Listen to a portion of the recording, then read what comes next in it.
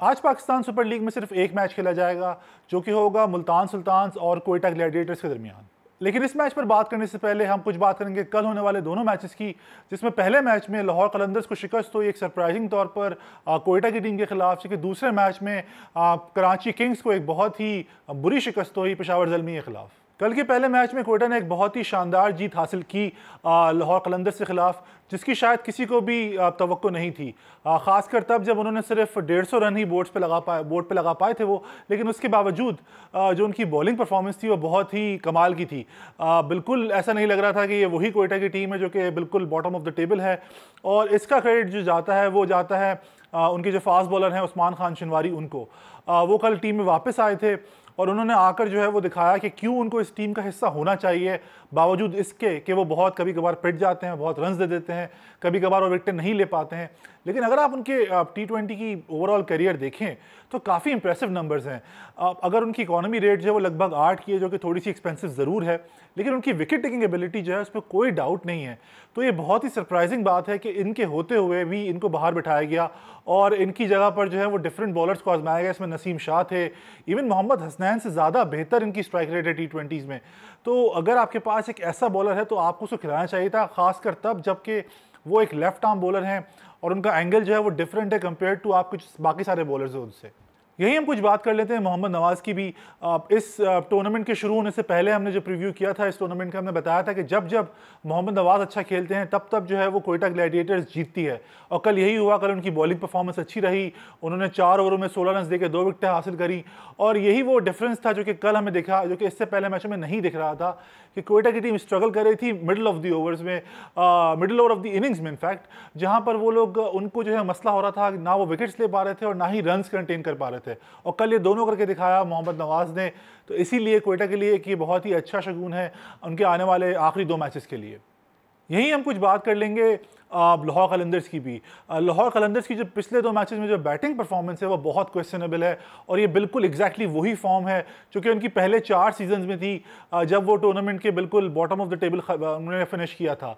तो अगर उनको अपनी टूर्नामेंट में जगह बरकरार रखनी है आगे जाकर प्लेऑफ्स में, जब जहाँ पर वो यकीनी तौर पर खेल पाएंगे, तो उनको अपनी बैटिंग ज़रूर इंप्रूव करनी होगी। जब ये अबू धाबी लेग शुरू हो रहा था तो हमने एक प्रीव्यू किया था टूर्नामेंट का छोटा सा, हमने उसमें बताया था आपको कि लाहौर कलंदर्स की जो बैटिंग लाइनअप है वो इन कंडीशंस के हिसाब से कोई बहुत सूटेबल नहीं है।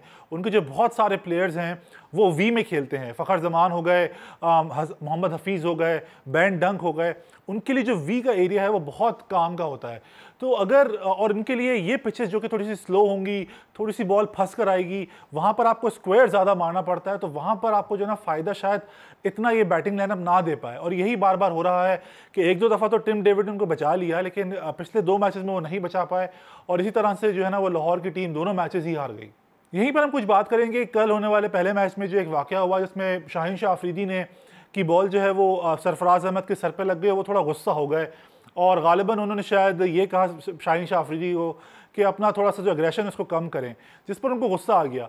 अगर उन्होंने ऐसी बात की है जिसका हमारे पास कोई प्रूफ नहीं है, लेकिन काफ़ी वहाँ पे गर्मा गर्मी हो गई थी ग्राउंड में, तो एक बहुत ही अजीब सी बात है, क्योंकि आप एज अ बैट्समैन खेल रहे हैं, एक प्रोफेशनल स्पोर्ट्स है, आप किसी को कैसे बोल सकते हैं कि वो अपना एग्रेशन कम करे।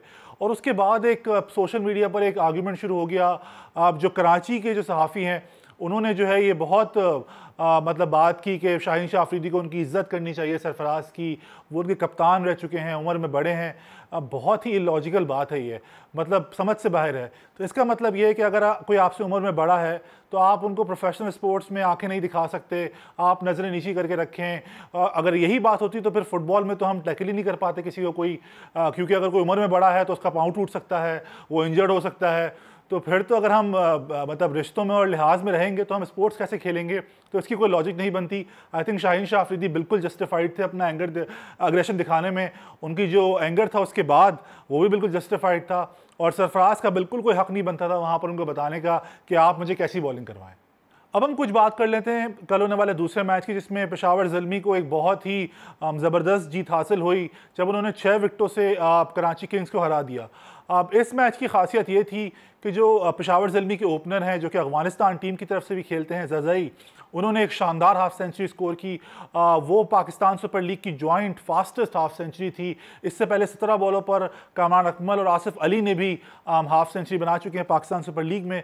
तो ये एक बहुत ही इंप्रेसिव इनिंग्स थी, खासकर तब जबकि शायद पिच इतनी आसान नहीं थी जितनी उन्होंने करके दिखाई बैटिंग में, कि अगर आपके अंदर एग्रेशन हो, अगर आपकी मतलब जो है वो माइंडसेट क्लियर हो, तो आप जो हैं वो किसी भी बॉलिंग को किसी भी पिच पर काफ़ी तमीज़ से खेल सकते हैं। यही हम कुछ बात करेंगे कराची किंग्स की भी। कराची किंग्स इस वक्त बहुत मुश्किलात का शिकार है और as we speak right now, तो इस वक्त जो है उनकी जो प्लेऑफ्स में जगह है वो उनके ऊपर डिपेंड नहीं करती। उनके सिर्फ 2 मैचेस रह गए हैं और सिर्फ 6 पॉइंट्स हैं। अगर मुल्तान सुल्तान्स अपने सारे मैच जीत जाती है, लाहौर कलंदर्स अपने मैच जीत जाती है और पेशावर ज़ल्मी का जो आखिरी मैच है अगर वो इतने बुरे तरीके से नहीं हारती, जिसकी बहुत ही कम चांसेस हैं क्योंकि उनकी रन रेट बहुत ज़्यादा सुपीरियर है कंपेयर टू कराची किंग्स, तो कराची अगर अपने दोनों मैचेस जीत भी जाए तो भी प्ले ऑफ में जगह नहीं बना सकती। और इसकी एक बहुत ही बेसिक वजह है, वो वजह यह है कि जितना वो लोग रिलाई कर रहे हैं बाबर आजम और शर्जील खान पर, उसकी शायद मिसाल इस टूर्नामेंट में कम ही मिलती है। हमने कुछ नंबर्स निकाले हैं और वो नंबर्स ये हैं कि कराची किंग्स के 53% रन जो हैं वो बाबर आजम और शर्जील खान ने बनाए हैं। और कल उन्होंने यही किया पेशावर ज़ल्मी ने, कि पहले ओवर में आकर वहाब रियाज ने बाबर आजम को चलता किया और उसके बाद वो मैच में बिल्कुल वापस नहीं आ सके। इससे पता लगता है कि अगर आप बाबर आजम को ऊपर से आउट कर दें, और यही एक ब्लूप्रिंट है कराची को हराने का, कि अगर आप बाबर आजम को ऊपर से आउट कर देंगे तो कराची किंग्स का कोई चांस नहीं है। और ये एक बहुत अलार्मिंग साइन है टूर्नामेंट में आगे जाते हुए, खासकर तब जबकि वो डिफेंडिंग चैंपियंस हैं। यहीं पे कुछ बात करनी पड़ेगी हमें इमाद वसीम की भी, उनकी कैप्टनसी की भी। बहुत ही अजीब सी कैप्टनसी करते हैं वो कभी कभार। कल जो है वो ज़ज़ई बैटिंग कर रहे थे, वो हर बॉलर को मार रहे थे, लेकिन इमाद वसीम अपने आप को 10वें ओवर में लेकर आए, जिसकी अगेन कोई लॉजिक नहीं बनती थी। उस वक्त मैच ख़त्म हो चुका था। इस समझ से बाहर है कि क्यों इमाद वसीम जो है वो नई बॉल से बॉलिंग नहीं करवा रहे, ख़ासकर तब जबकि वो नई बॉल से बॉलिंग कराना पसंद करते हैं। तो एकदम से ऐसा क्या हो गया कि उन्होंने जो है वो नई बॉल से बॉलिंग कराना बंद कर दी है और वो अब सिर्फ जो है वो फास्ट बॉलर्स पर ही रिलाई कर रहे हैं। और यहीं पर हमने कल मोहम्मद आमिर का जिक्र भी किया था कि उन्होंने इस साल सिर्फ 7 मैचों में 4 विकेटें हासिल करी हैं। कल भी उनको विकेट नहीं मिली और जिस तरह की उनकी फॉर्म चल रही है तो मुझे समझ नहीं आता कि किस तरीके से वो पाकिस्तान टीम की बॉलिंग अटैक का हिस्सा बन सकते हैं आने वाले वर्ल्ड T20 में। अब हम कुछ बात कर लेते हैं आज होने वाले वाहिद मैच की, जिसमें कोयटा और मुल्तान आमने सामने होंगे। ये मैच इन दोनों टीमों के लिए बहुत ही मायने खेज है, ख़ास तौर पे मुल्तान के लिए, क्योंकि अगर आज वो जीत जाते हैं तो वो अपनी जो 4th पोजीशन है उसको बहुत मुस्तहकम कर देंगे और कराची के लिए जो आगे की जर्नी है वो और मुश्किल हो जाएगी। जहाँ तक बात रहे कोयटा ग्लैडिएटर्स की, तो वो आज जीत कर इक्वल आ सकते हैं पॉइंट्स में मुल्तान सुल्तान्स और कराची किंग्स के। तो इससे पता लगता है कि अगर आप इस टूर्नामेंट में 2 मैचेस जीत जाएं लगातार तो किस तरीके से पूरी सिचुएशन बदल सकती है। और ये बहुत ही अच्छी बात होगी इस टूर्नामेंट के लिए, क्योंकि जितना कॉम्पिटिशन रहेगा उतना ही बेहतर है। आज के मैच में जो ख़ास बात है वो ये है कि कोयटा ग्लैडिएटर्स और मुल्तान के दरमियान जो इससे पहले मैच हुआ था कराची में, वो पहला मैच था जब किसी भी टीम ने पहले बैटिंग करके मैच जीत पाए थे कराची लेग में। और ये बहुत ही इंटरेस्टिंग बात थी, क्योंकि इससे पहले जो भी मैचेस हो रहे थे उसमें जो भी टीम बाद में बैटिंग कर रही थी वो जीत रही थी, लेकिन उस मैच में कोयटा ने पहले बैटिंग करी और 22 रन से एक कामयाबी हासिल करी। अगर हम इन दोनों टीमों का हेड टू हेड रिकॉर्ड देखें तो आपको पता लगेगा कि कोयटा का जो रिकॉर्ड है वो बेहतर है, जिसमें वो 4 दफ़ा जीते हैं, जबकि मुल्तान की टीम 2 दफ़ा जीती है।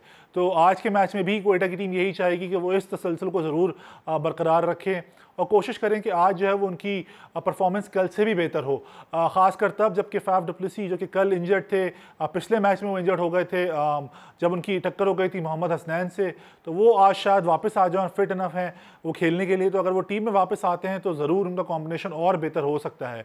लेकिन जो कल कोयटा की टीम खेली है शायद आज उसी को उनको मोर और लेस कंटिन्यू करना चाहिए। खासकर जो हसन खान की जो इंक्लूजन है वो बहुत इंपॉर्टेंट है, बिकॉज वो ना सिर्फ अच्छे बैट्समैन हैं, ना सिर्फ वो अच्छे बॉलर हैं, बल्कि शानदार फील्डर भी हैं। तो इसी की चलते जो है कोयटा की फील्डिंग भी बेहतर होगी।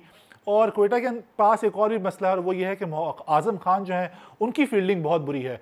तो सरफराज जो है दिखने में ऐसे ही आया है कि वो उनको छुपाते रहते हैं फील्ड के अंदर, कि कहीं पर भी उनको ऐसी जगह पे खड़ा कर दे जहाँ पे उनके पास बॉल ना जाए। और ये एक बिल्कुल अच्छा साइन नहीं है आज़म खान के लिए, ख़ासकर तब जबकि वर्ल्ड कप जो है वो सिर्फ 5-6 महीने दूर है। यहीं पर हम कुछ बात कर लेते हैं मुल्तान सुल्तान्स की भी। मुल्तान सुल्तान्स जो हैं वो इस वक्त बहुत डिपेंडेंट हैं शाहनवाज दानी पर बॉलिंग में, जबकि बैटिंग में जो है वो मोहम्मद रिजवान उनके जो है वो बिल्कुल वही रोल प्ले कर रहे हैं जो कि बाबर आजम प्ले कर रहे हैं कराची किंग्स का। तो आई थिंक अगर कोयटा को ये वाला मैच जीतना है तो उसका ब्लूप्रिंट सिंपल है, मोहम्मद रिजवान को ऊपर से आप आउट कर दीजिए और फिर देखिए कि किस तरीके से मैच का बिल्कुल पासा पलट जाएगा। और अगेन ये किसी भी अच्छी टीम की निशानी नहीं होती कि अगर आप किसी एक बंदे को आउट कर दें तो फ़ौरन जो है वो मैच का पासा पलट जाए। लेकिन क्योंकि ये मैच आज एक ही है और रात में हो रहा है तो शायद टॉस उतना ज़्यादा रोल प्ले ना करे जितना कल के आखिरी के मैच में किया था, जहाँ पे रात में मैच 11 बजे शुरू हुआ था। ये मैच पाकिस्तानी वक्त के मुताबिक रात 9 बजे शुरू होगा।